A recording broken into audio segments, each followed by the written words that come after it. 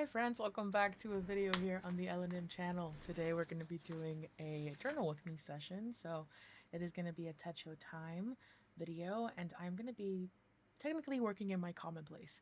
This one's going to be special because as you can see right now, I'm going to include a little screen recording of my obsidian in the upper left corner because I am going to be using the obsidian to kind of inform what I'm going to be journaling in my actual hobonichi cousin analog commonplace.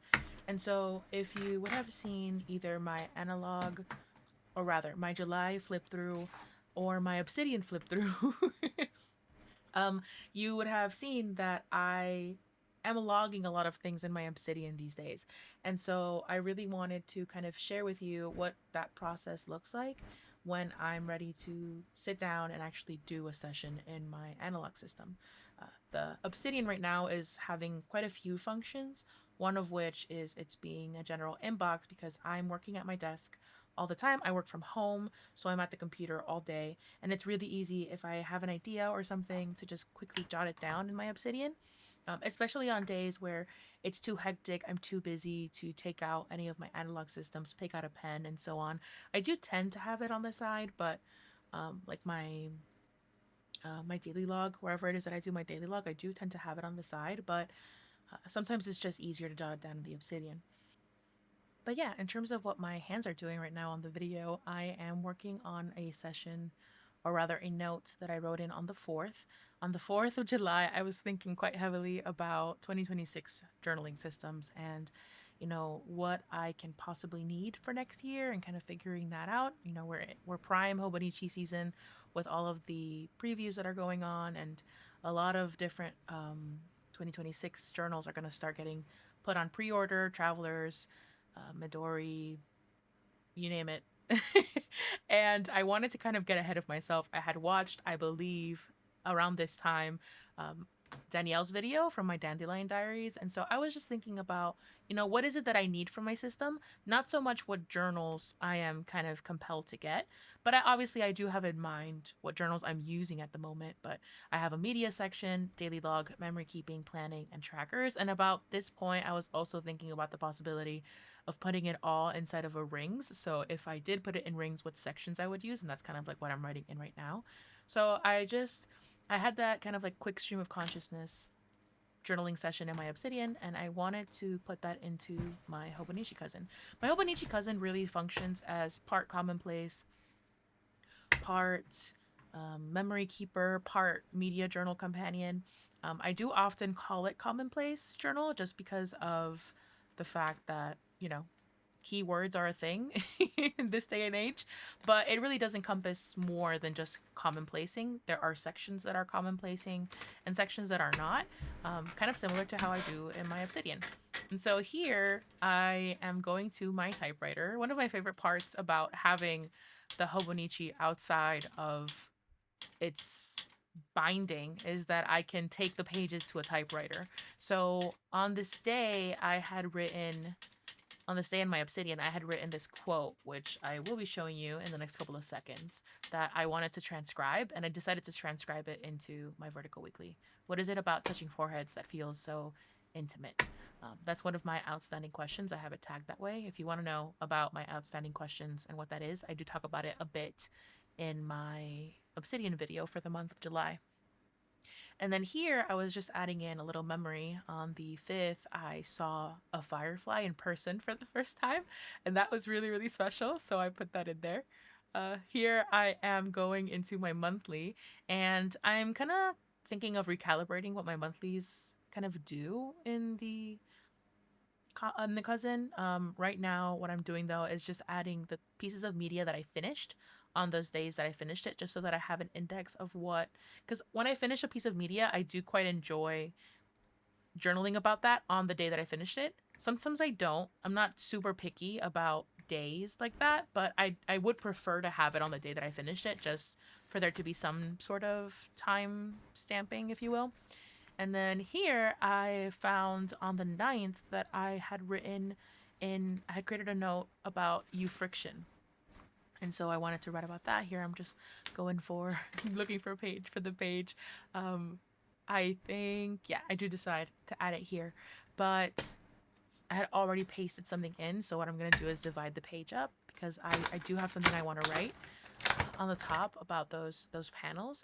But honestly, it ended up working out because serendipitously, friction, the concept of friction, is sort of connected to what I want to talk about in that top part. It's this idea of good friction, right? You or is the prefix for friction. Um, is the Greek prefix, if I'm not mistaken, means good. So think of like something terrible like eugenics, good genetics. In the case of friction, we're talking about good friction, and if you add that root word, then you would get good. That's what it means. So I came across that reading an article by Bob Dodo on Zettelkasten versus linking your thinking, which was really interesting to me because whenever I think about the Zettelkasten method, there are a lot of things that I really like, but I do quite subscribe to the linking your thinking method, which is coined by Nick Milo. I'm actually right now taking a writing course slash sprint with the Nick Milo team, the linking your thinking team, and in May I took a note making mastery course as well. So I found it really interesting, and I still want to kind of go through and read a bit more on that article by Bob Dodo. Bob Dodo. I think that's how you pronounce his name. Apologies if that's incorrect. And I wanted to write that in. That's where I saw that term being used, and I really liked it. So I wanted to make sure that I wrote about it in my obsidian, and then it also made its way into the hobonichi cousin. Here, this is more, if we're talking about commonplacing is usually related to things that you are getting from other people, not so much your own ideas. But in this case, this is me, right? So that's what I mean by, yes, the hobonichi cousin serves as a commonplace, but it also serves as other things. And in this case, I wanted to kind of transcribe this note that I created about how I was struggling to add my original thoughts to the Zettelkasten, or my idea verse, or my second brain, whatever I'm calling my obsidian. Right now, I'm not really tied to any one term, but I struggle to add my original thoughts to it because I realized that I don't believe that a lot of my ideas can stand alongside the words of the other people I collect. So I was really struggling with that, and I was watching a video by Morgan, which you can kind of see there in my obsidian. I will link that down below. And I had an epiphany. One of my struggles is that I don't think my own ideas, my own words have the same values as the one that I collect, and I hold to that belief that if I don't quote someone else, if I don't study really, really hard before I speak or I articulate something, if I don't know every single thing, then, you know, the writing that I produce is not truthful, is not honest. And having that epiphany really helped me release it. And so I wanted to commemorate that by writing that into one of the pages. And you can see it's kind of empty. And that's something that is probably going to happen in a lot of the, or it's not probably going to happen. It did happen in a lot of the spreads that you're going to see today. And that's because I still have to do a lot of printing. And for me, I've realized lately, I don't mind if there's multiple things happening on one spread. Like, one spread does not have to be about one solitary thing. Here I'm back at the typewriter, adding in a selection of the notes that I created in my obsidian that day, which were a lot of them were quotes, and so I'm just kind of going in and writing those in here. I really like how this spread looked as well, especially because I made it be kind of in the center, and so yeah, there's space for other images. I really like it actually. I realized when there's a compilation of things on a page, not just one or the other. Some of those notes here, as you can see, the associations we keep also includes the media we consumed, was something that I thought of that day. Here I realized, quite sadly, that the 12th was technically the day I finished Jurassic Park, or not the 12th, the 11th was the day I finished Jurassic Park, and I had written in there about that note. So I was a little frustrated. So I decided to go in and kind of put the media that I wanted to write about on the specific days. So I was just talking about how I don't really care about having multiple things on one spread, but when it comes to, if I have a lot to say, when it comes to the media that I've completed, I do like having a dedicated spread for it. And so I'm going in now and just making sure that the respective days have their little tag on the top so I know not to add anything to those until I actually write in what I want to write in those days, which is the media that I finished. And in July, I finished quite a lot of horror books. I read Jurassic Park, which is not really horror, it's more of science fiction.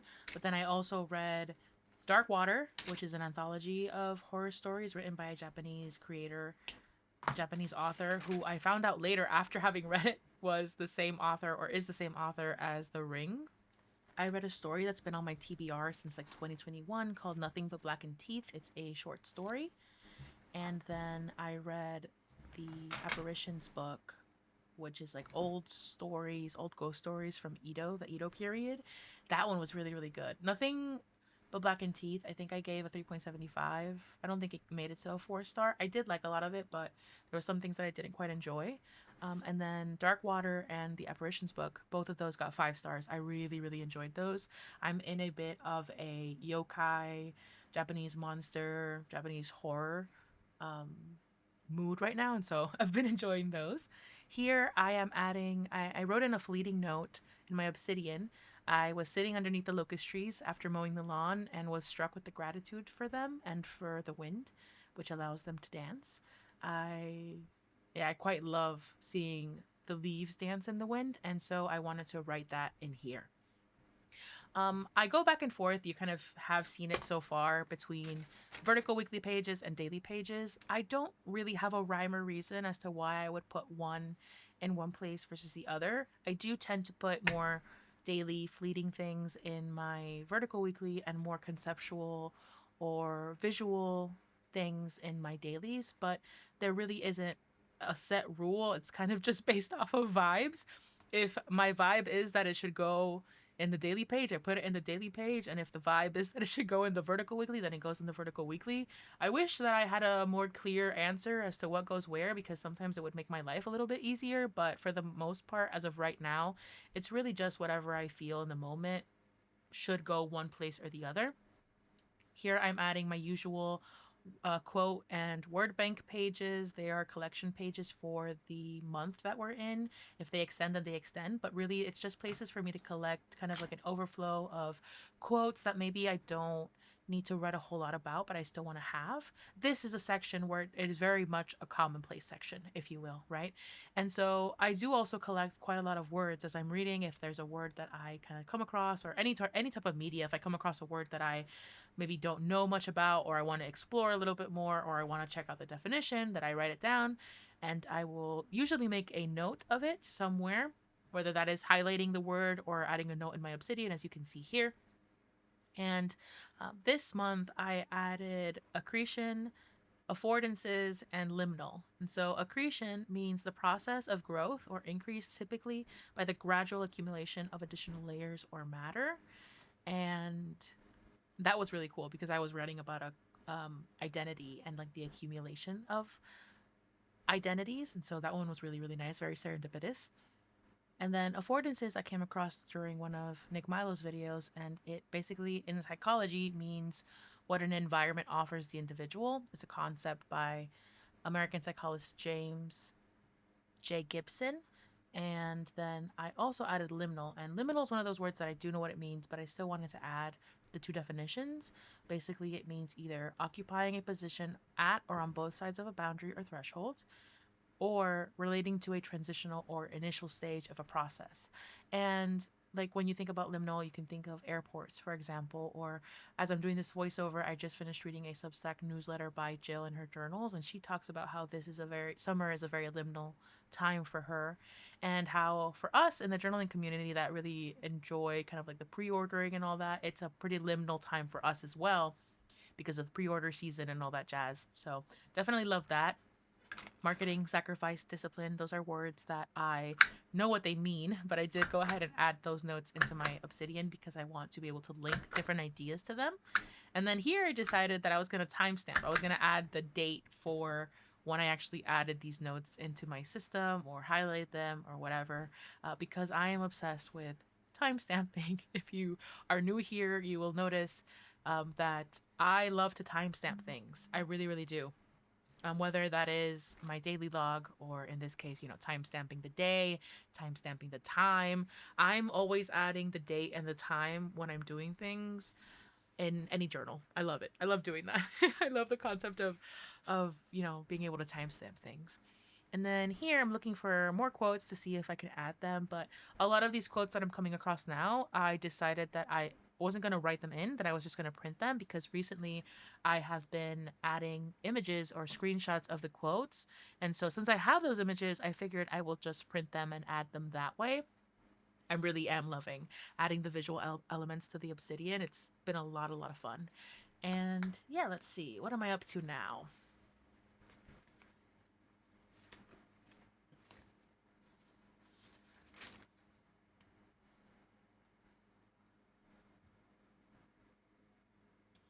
Ah, yes. Something that I've also been doing lately is, as I'm working, I will sometimes be listening to music, and sometimes the lyrics will kind of speak to me. And I have had the habit before of adding those lyrics into my journals, but lately I've also been adding some of them into my obsidian so that I can link them to other ideas. And so I was just going through and seeing which ones I had added into my obsidian and adding them here to the vertical weeklies. And so here's another example. I don't know why I put this in the vertical weeklies instead of in my daily pages, but I just felt called to do it here. And so this first one is by Gabrielle Aplin from the song Night Bus. It says, "Suddenly I know that I'm on my way home to you for the last time," and the concept of grief and um, impermanence are things that I kind of talk about in my obsidian, so that's why I wanted to do that one. I messed up here because of the rings. And then I added this Rabel. How do you pronounce his name? He's one of my favorite singers, and I don't know how to pronounce his name. Um, Your Love is My Ritual. I had also been doing quite a lot of notes about love this week for one reason or another.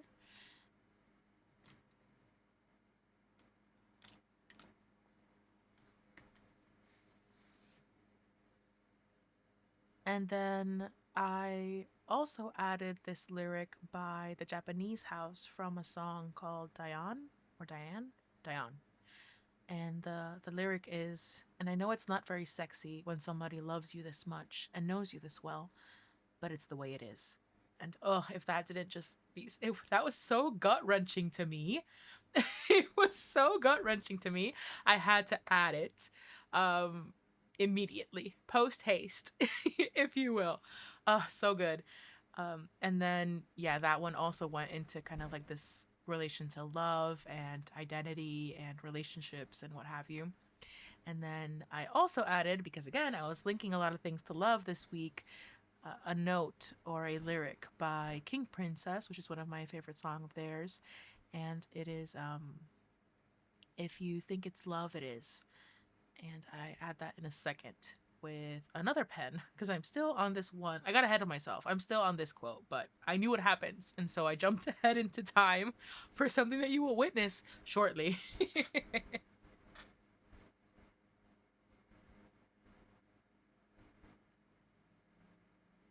I talk a lot in my Patreon about paying attention to what you're paying attention to, and so I wanted to ask you guys if you've noticed any threads kind of forming in the things that you've been consuming lately and the things that you've been reading. Funnily enough, today as I'm doing this voiceover, I came across two different forms of media from two different days. They just so happened to, coincide and meet because I listened to them and read them today. But both of those things, completely unrelated to each other, both spoke about cotton wool. And it's very random, but because two things happened today that talked about cotton wool, and I've never ever heard cotton wool talked about before that, I decided to add a note in my obsidian for it. And maybe in the future that'll become something. Maybe it won't, maybe it will, who knows. But it's really cool when you're able to pay attention to the things that you're paying attention to and find little threads in the things that you are interested in, and it can spark so many ideas. Here I'm adding centrifugal forces, which is something that I heard someone say and I wrote it down. I have a vague idea about what those are, but I definitely want to look into them, so I put that in there as well. And yeah, that's pretty much my commonplace session. It was about an hour, a little bit less than an hour. I did condense it down because there was a lot of writing, and I feel like writing is not necessarily very entertaining a lot of the times, but I hope that it was at least informative or inspiring, whether the quotes, the words, or, you know, maybe just the way that I'm doing it, right? And showing you a way that digital journaling can help your analog systems, which is something that I'm quite enjoying lately. But yeah, thank you so much for watching, and I will catch you guys in the next video. Bye.